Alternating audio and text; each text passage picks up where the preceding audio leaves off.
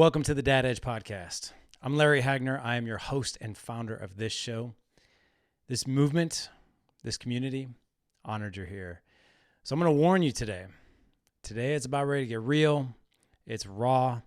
And there's some things in this show that we as parents, we're not even aware of the war that we are up against. And I am not kidding. We are absolutely at war with a certain topic. And that is the topic today. You guys hear it in the intro. We are men, we are warriors, and we are dads. And part of being a dad is being a protector.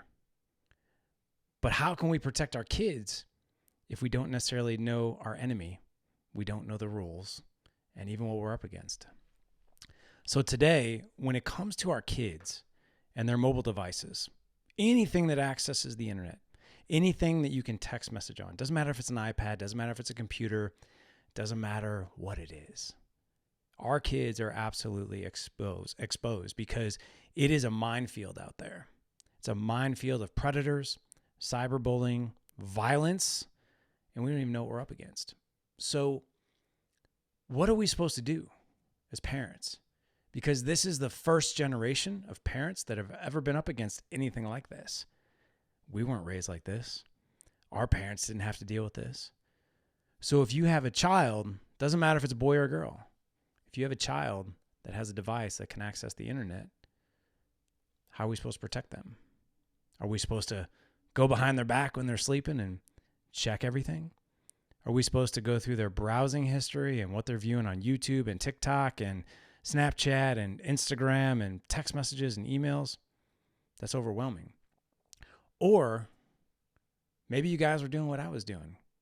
Because I have a 14-year-old that has a mobile device, he has a smartphone, an iPhone, and I was pretty much just turning a blind eye to it and hoping for the best. And that's the wrong thing to do. Today's statistics will disturb you, they'll enrage you, they'll get your attention.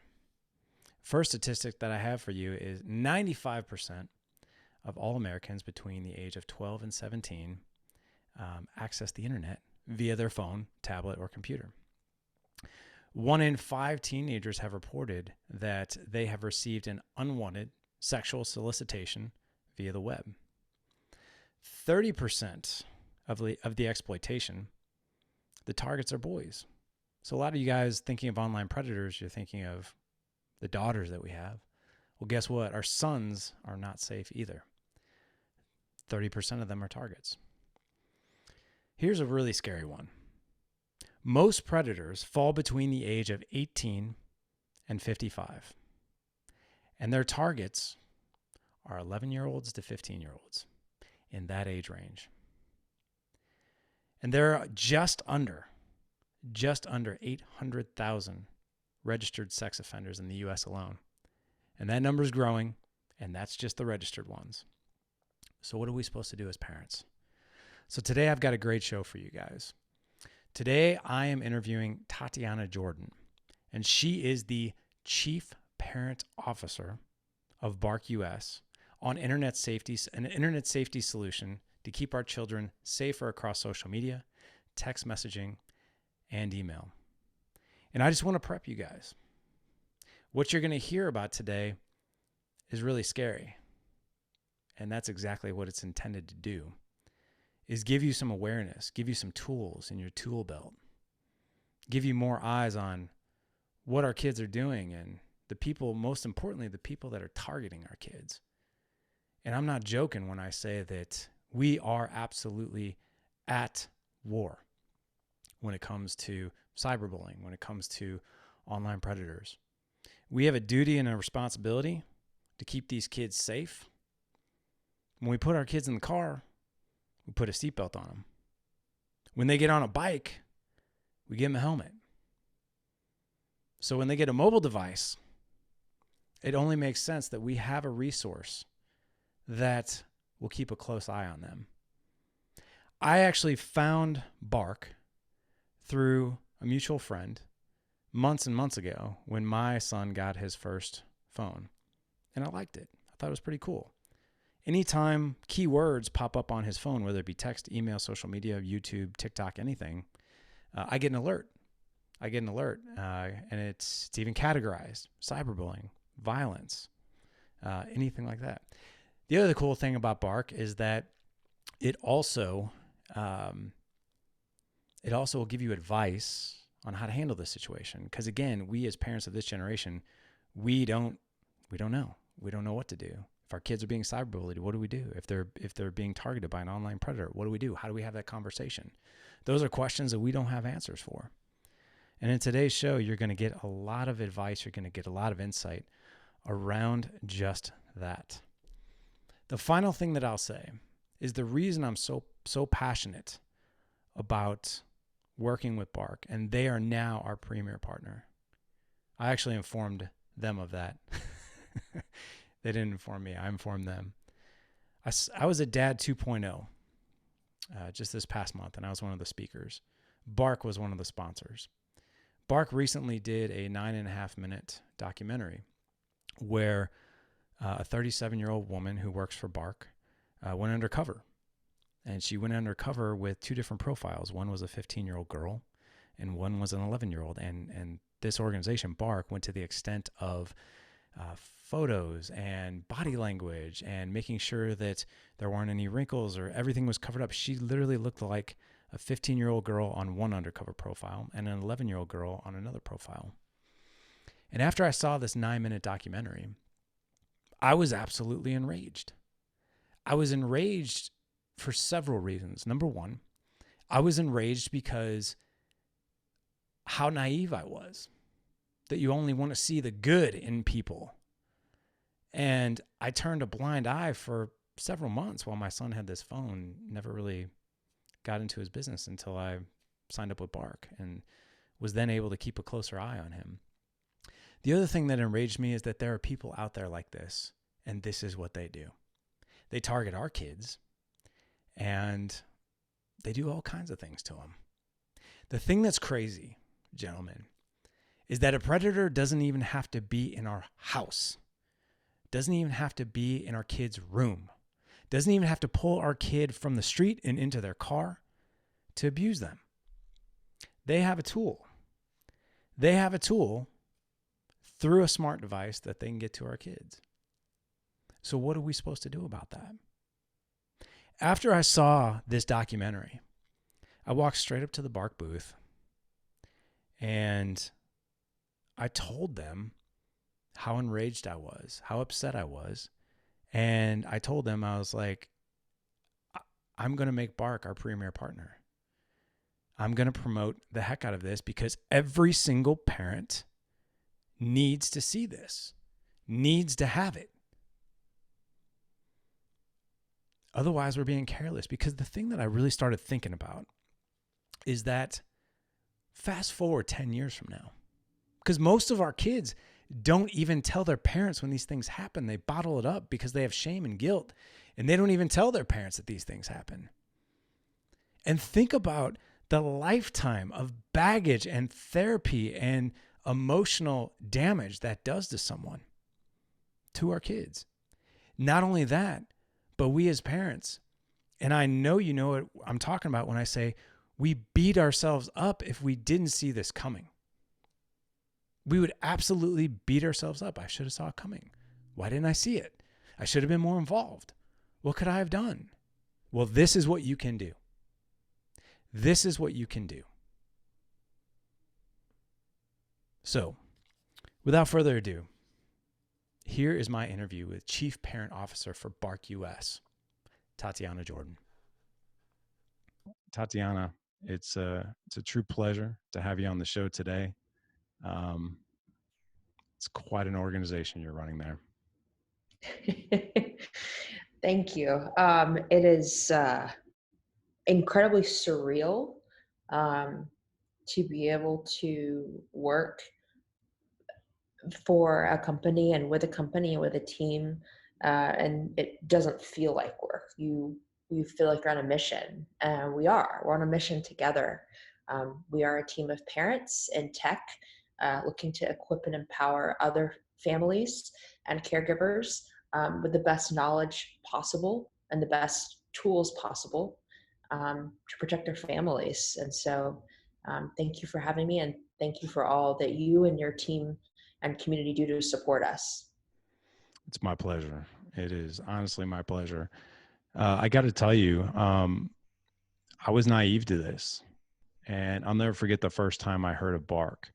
And it was because my 12-year-old's friend got a phone, and his parents were like, "Oh, you got to check out this app, Bark. You know, it's really, really cool. I get alerts. I get this. You know, I get alerts when keywords are detected in text messages, emails, phone, social media." So we were talking about it, and I think it was actually like a Halloween party, and I was like, "Yeah, I should check that out." My son had just gotten a cell phone, and we went on and checked it out. And we're like, "Wow, this is awesome. This is really cool." And then I reached out to your team, and it's like, "Hey, I think this is just such a cool tool. Like we should partner up."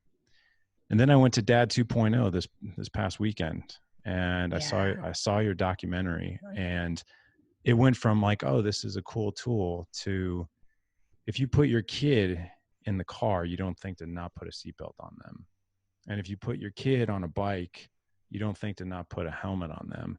And now my view is you get your kid any type of mobile device that accesses the internet, this is just as critical. And I am incredibly passionate about it. I mean, it has changed our life. I think it's changed the way that we can protect our kids. But before we get into what Bark does and everything that you've been doing, what does your family look like? Yeah. So I am a mom of one. My son is 11 and married. My husband and I are a great team. And My son has a smartphone, and every day I kind of weigh that decision and the pros and cons that come with it, and know that that's not a permanent decision. If at any time I feel like that's not what's best for him, I am going to change that. Mm-hmm. Um, he has access to the internet. He's got a Chromebook through his school. He's in fifth grade, and he has gaming systems, PS4 and family iPad, Fortnite, Minecraft, all the things, you name it. So the kid is super connected. Um, but we also have had multiple open and honest conversations about what certain things are and what they look like, whether it's pornography, which, a lot of parents might not think you need to talk to an 11-year-old about that, but you probably do in an age appropriate way. And I actually brought it up to him with him when he was about 9. We used this book called Good Pictures, Bad Pictures. You can get it on Amazon.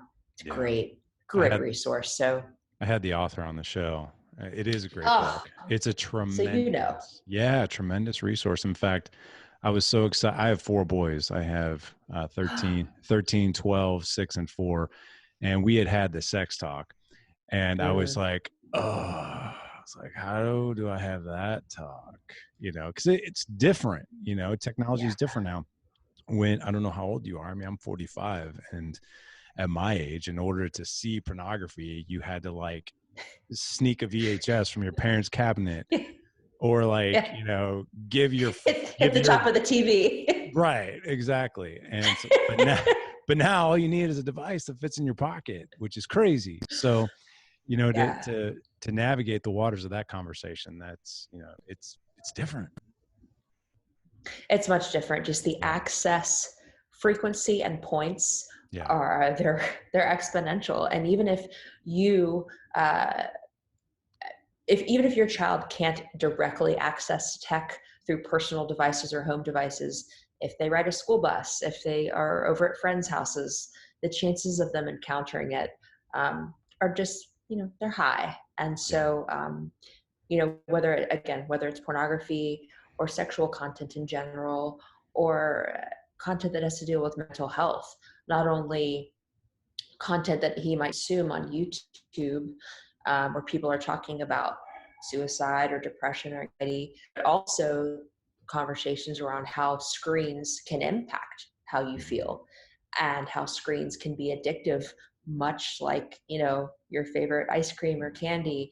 It can stimulate a part of your brain, and um, we have to be just very mindful of how this tech is impacting our mind and our emotions and our body and our eyeballs and the amount of sleep we get. It's all tied together. And so we're talking about all these things, and onto why you had me on today: online predators. Yeah. Boys are just at much risk as girls. Um, just from what we know, from what has been reported, which is probably grossly underreported, but 1 in 4 girls and 1 in 6 boys will be the victims of sexual abuse in some way, shape, or form before they turn 18. Um, and again, that's only what we know. And so the chances of him encountering something problematic from that standpoint is high. And I want him to know that, anybody who is soliciting you to do anything that you don't feel comfortable with, it's okay to raise that conversation with mommy or daddy or a trusted caregiver, and know that we're not going to take away your PS4 and revoke your access. We're not going to punish you. We're going to work together to solve it. um, there are people that have tried to chat with him and through video games. um, he's received text messages that were most likely bots and spam, but what would have happened if he would have clicked on the link, and maybe that conversation would have escalated to an actual human. Thankfully, he knew to bring that to me. But how many kids feel scared or ashamed or confused or worry that they'll be punished and their access to others and entertainment will be taken away if they surface those things? And so that's what hopefully today will address. How do we equip our children to deal with something that they might not even be ready to deal with, and help them through this process? Yeah, as a parent, obviously, of boys, I want to make sure if you have a son, this is a couple of reflections that I had after seeing that online video. One of them was, um, if I have a son, number one, that doesn't give him immunity to being a target. Number two, as a father raising a young man, I'm like, I need to raise a good human here. Mhm. Like, because my kids, if we're raising young men, we need to ensure that the next generation is going to have a smaller percentage of online predators than the generation that precedes it. And the other thing too is, I was naive to this. I mean, when I first got Bark, it was because I wanted to watch out for cyberbullying. Like that was the thing. It's like cyberbullying, violence. The other thing that scared me too was suicidal ideation. And when you read the statistics, there were many clues that were there all along, but they were hidden in a kid's device in some way, shape, or form. You'll find this kind of funny. I do want to add some humor to this because I'm so fired up right now. I Um, know. but I get alerts on my son's phone, right? Yep. Same. And right, when I go to my dashboard for Bark, it's me sometimes talking to my son over text, and it's because my son might have done something, and I'd be like, "Hey, man, like that's not cool," blah blah blah, and he'd be like, "Dad, you're so mean," and it picks up the word mean, and I'm like, Right. "Oh," I was like, "An alert! I better go check that out." I'm like, "Oh, that was me." Don't be a knucklehead. Take out the Right. trash. Exactly. Exactly right. So let's give this conversation just some context of right now. Mhm, What are I want to get a little bit deeper and a little bit more granular on what mhm. do parents not know right now? What are some things that are happening that most of us are just unaware of right now? Yeah, so just the sheer volume of time kids are spending online. I mean, kids are spending upwards of 8 hours a day online. I recently set a screen time limit for my son with his iPhone, and I landed on 3 hours. And part of me is like, that's a ton of time for a kid to be in front of a screen every single day. But the other part of me is like, honestly, that might not be enough for him in his mind. Um, and sure enough, as he learned of the new limit, he was not happy about it at all. But, we had to have those conversations around what screens do to your brain and what can you do with that time if you're not in front of a screen. And hey, if you're at a sleepover and you'd like some more time for gaming, etc., I'm happy to extend it. Like, let's just talk about it. And so I think just being aware of how much time your kids are spending in front of a screen is something we're going to have to continue to be mindful of, and how much time we are spending in front of a screen. I have got to work very hard to shut down, disconnect, turn my phone over when I get home from work, because work doesn't ever stop. I'm Sure. getting emails at all hours of the day. And so they'll learn by modeling, not just from you telling them the things. So yeah, screen time, it's been a thing since they were babies. It's going to be a thing for the rest of your life. So that's that. Um, Next is just the state of teens and tweens and tech today. And so we actually just released our annual report for 2019, where we analyzed more than 873 million messages across text messages, email, YouTube, 30 plus apps and social media platforms, etc. And this is a span of over 5 million children across the nation. So we've got a pretty good snapshot of what kids are dealing with online. And what we found is that over 3/4 of them are encountering cyberbullying, either as a bully, victim, or witness. And only about 11% of teens are going to end up talking to their parents about these things. And so, again, why there's bark. So you can know and potentially step in and support your children when they need it. Um, from a mental health standpoint, over half of tweens and closer to 3/4 of teens engaged in conversations about depression. This can range from mild pessimism all the way to talking about or planning to attempt suicide. Um, so it's something we really, really have to pay attention to. And on top of that, segueing into self-harm and suicidal ideation. If you don't know, everybody needs to know that suicide is the second leading cause of death for a population aged 10 to 24 in this country. Mm. Um, Second leading cause of death, and about a third of tweens and over half of teens were involved in a self-harm or suicidal situation. These, again, could be an essay about cutting to an actual email draft of a suicide note. So, we talked earlier about pornography and certain topics that have stigma attached to them and are not super comfortable to address with your children, especially in age appropriate ways. Well, add suicide and mental health to the list, because they're encountering it, and we need to be able to talk to them about it and support them. um, from a violence standpoint and drugs and alcohol standpoint, those issues have always been around our children. It just kind of depends on what's the thing of the day. The threat of school shootings and violence in this country is certainly not going away anytime soon. Um, at Park, we've helped escalate 16 credible school shooting threats to law enforcement, and I'm incredibly thankful for that. Um, from a drugs and alcohol standpoint, vaping is on the rise. Thankfully, research is emerging to showcase just how dangerous it is. And so just being really upfront with your kids about, like, we get it, it's cool, it's fun, but it also can kill you. And, we'd like for you to stay alive. So maybe don't do that. Just having those very frank conversations with your children are key. Again, we talked about pornography and the sexual content. A lot of parents don't realize just how pervasive and easily accessible it is.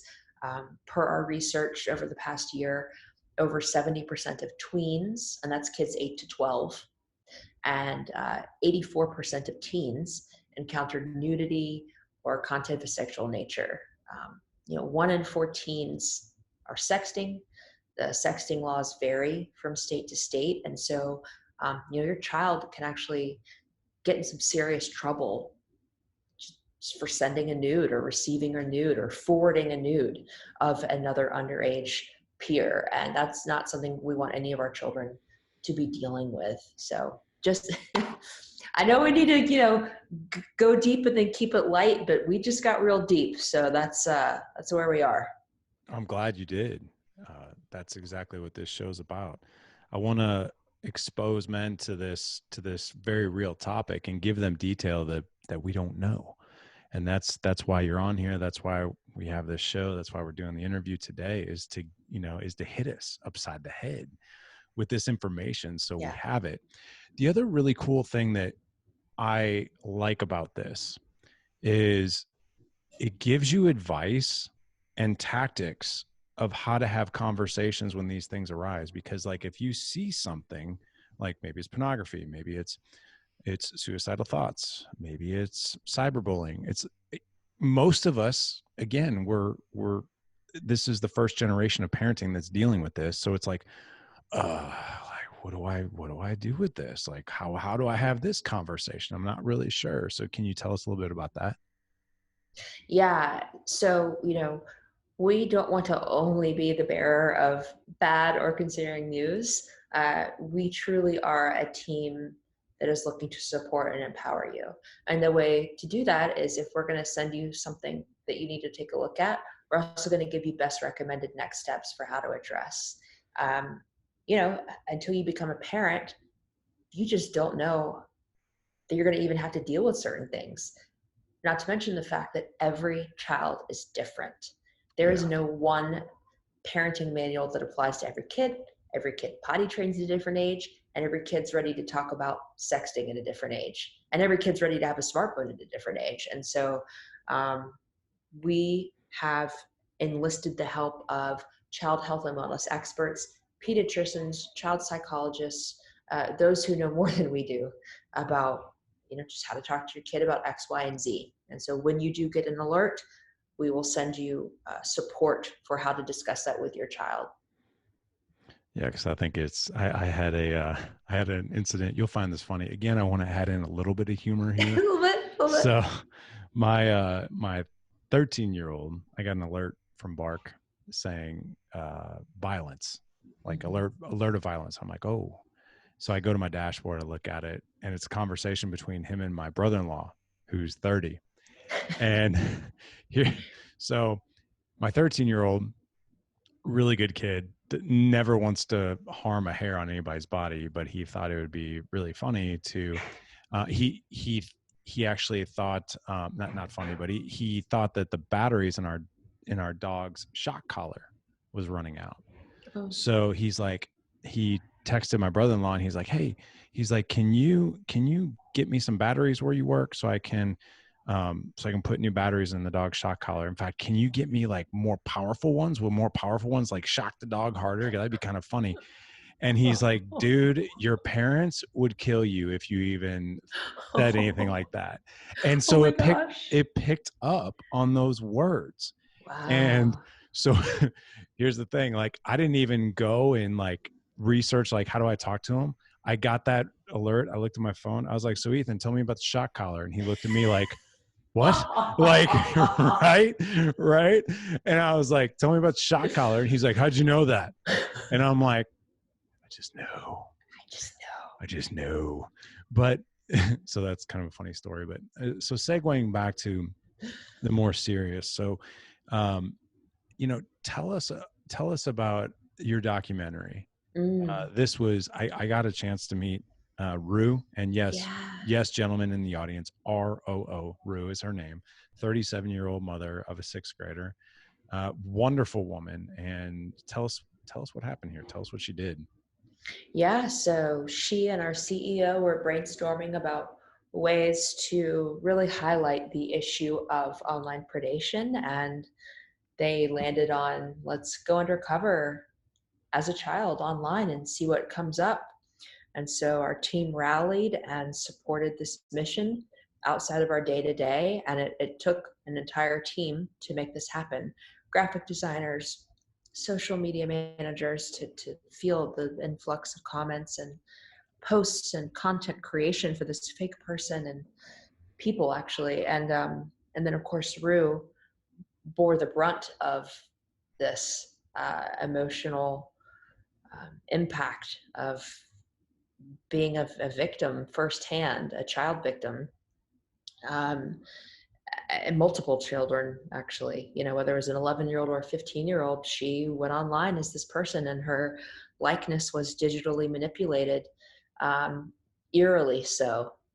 Looked like an actual child, and it was terrifying. And so we posted typical teen and tween content to various platforms. Nothing that was scandalous, nothing crazy. It was very, very benign teen content, coffee mugs, puppy photos, flowers, selfies, but fully clothed, stuff your kids are posting. And, what we found was that not within a matter of months or weeks or days or hours, but moments, adult Minutes. Yeah. minutes, adult men were contacting these children online for nefarious purposes. It's important to note that it was adult men.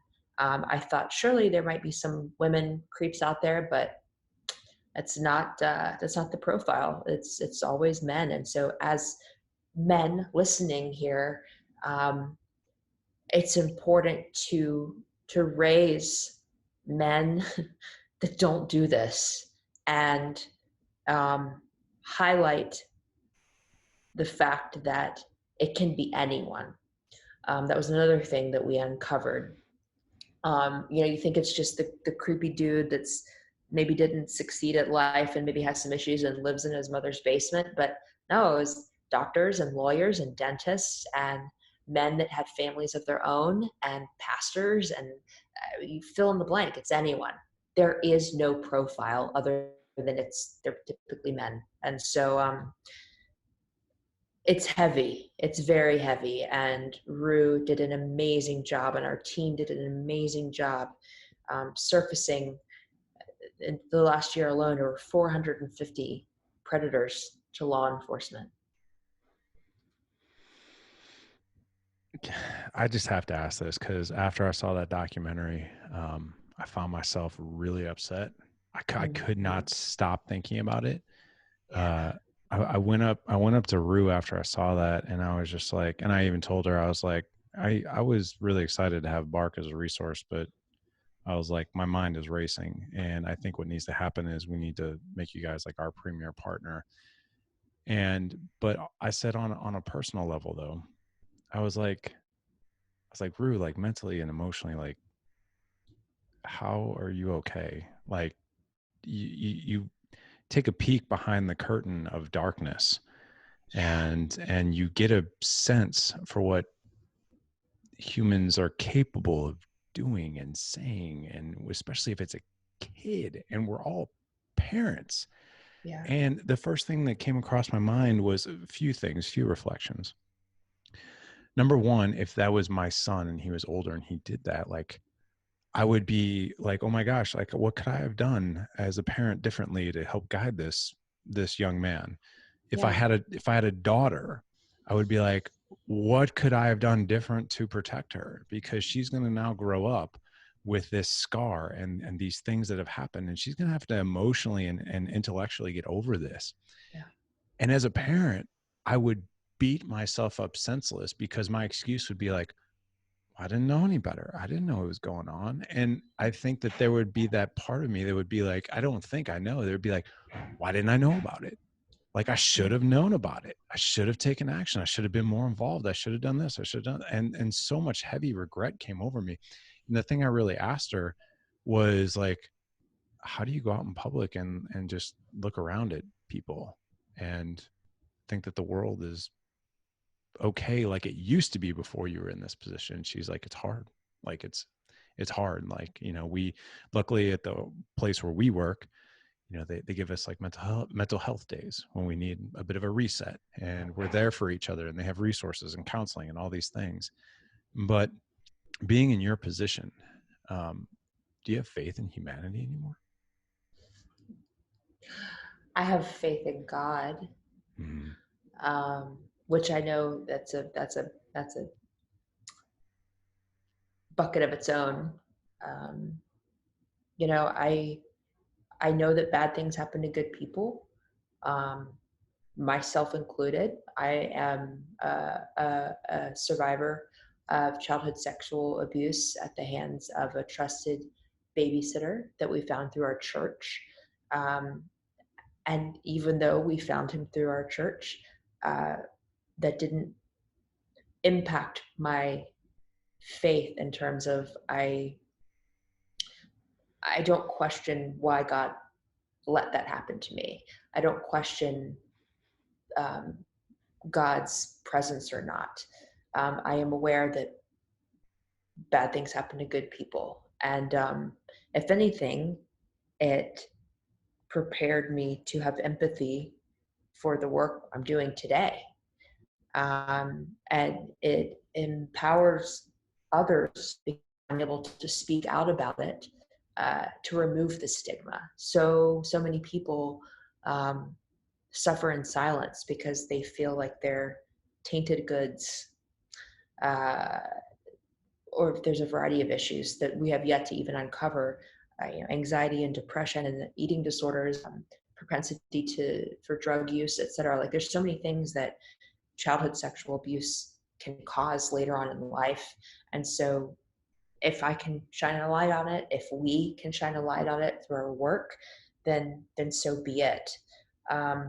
Every no human is perfect. Everybody has their flaws, some more so than others, some more egregious than others.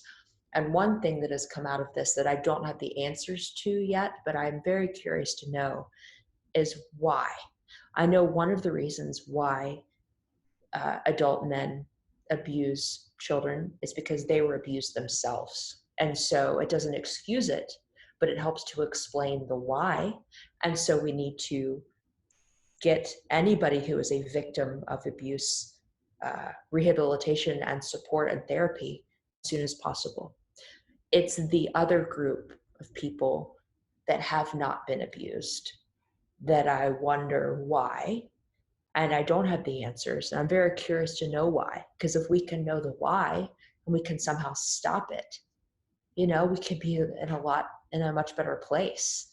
The human mind is so vast and deep, and we'll never fully understand it. And I have a lot of respect for psychologists and psychiatrists that even delve into that realm. But again, we need to know more. We need to know why, because what can we do until we know? Yeah, I think it's like the burning question, right? Is the Mm-hmm. why. And Yeah. the reason I asked you that is, so my brother is an attorney for personal injury, and he's dealt with Mm. these, rape cases of little kids. He's got a heart of gold. Um, I have another brother. My other brother is a firefighter. My best friend is a cop.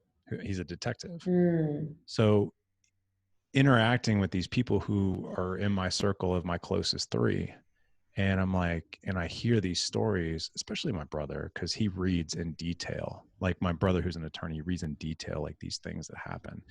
And I'm like, dude, like, how do you sleep at night? And he's like, if I'm being real with you, and he's not even a dad yet. He's like, if I'm being real with you, I have problems sleeping. Like I read that I can't erase certain things that I've read or interacted with my clients off the hard drive. It's a Mm. heavy feeling, right? Yeah.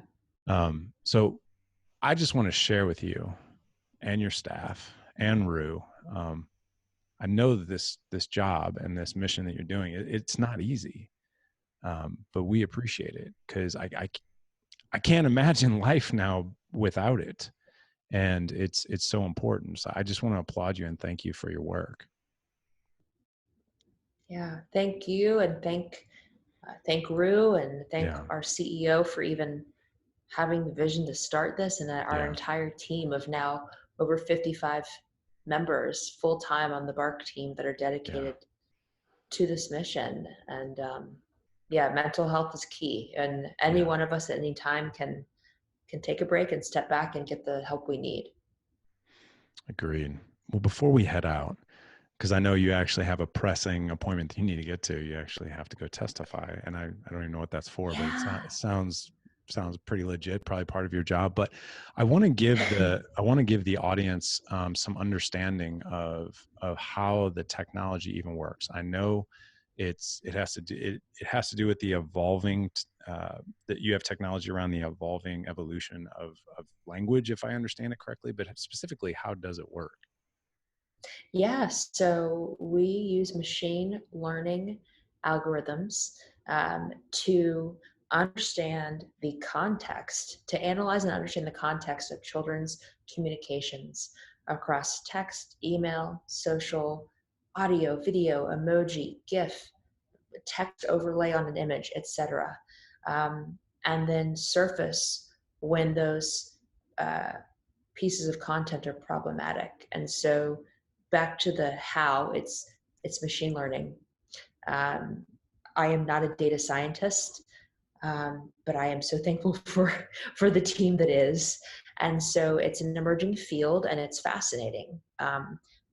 Every bit of data that is fed into our models trains a new set of data and enables it to become smarter and faster and better and more agile. One quick example of that is KMS. So the letters KMS stands for kill myself. In some cases, children will use that very casually, just like, oh, I tripped, KMS, so embarrassed. They're not suicidal. Our algorithm isn't going to surface that to you and scare you as a parent. If that acronym, that text acronym, is used in a way that is indicative of suicidal ideation, that's when the Bark algorithm will step in, send you as a parent or caregiver an alert via text and email, and then give you best recommended next steps for how to address. So yeah, it's a very, very complicated field. It's very, very deep science. It's emerging, and I'm just glad that we have spent close to the past 5 years now in this space. Yeah, and we are too. We are too. Gentlemen, so let me announce this real quick. So we've been a partner of Barks for a few months now, and I've talked about it here and there on the podcast. And after seeing this YouTube documentary that's 9.5 minutes long, which, by the way, I'm going to have a link for you guys to view it in the show notes, so you can be able to see what we're talking about. But I highly recommend you view it and that you share this interview, because if you know, parents need to know this. This is super important. The other thing that I'll announce too is that we are a partner of Bark. Bark has been gracious enough to give our audience 7-day free trial, as well as 10% off of your monthly purchase or yearly. So it's $9 a month if you use the coupon code GoodDad, or go to gooddadproject.com/bark. You'll get 10% off that. You'll get a free 7-day trial. You'll be able to test drive it, see if you like it, which, by the way, thank you very much for that. Our audience thanks you for that. But I can tell you, before we were even a partner, I appreciated the technology and being able to have a watchful eye over what my son was doing, where he was going on his phone, and what he was talking about when things went awry, and plus the advice of how to confront those things head on. So Tatiana, from my heart to yours, and the hundreds of thousands of men who listen to the show, we thank you. So thank you very much. Thank you. Thank you for all that you're doing to pour into this next generation of children. Dads rock. I love my dad. I love my husband. I love the dads that are part of the Bark team, and that love extends to all of you. We are truly all in this together. So just fist bump from Atlanta. I hear you. I see you. I see you. I see you. Yes. I love how we end with some positive energy, good vibe. So I appreciate you coming on. So gentlemen, head on over to gooddadproject.com/261. Again, gooddadproject.com/261. We're going to have that YouTube video in there for you. We will also have the coupon code, as well as the link to go sign up for your 7-day trial. Also get a discount. $8.10 is a very small price to pay for a lifetime peace of mind. So thank you, Tatiana. Thank you.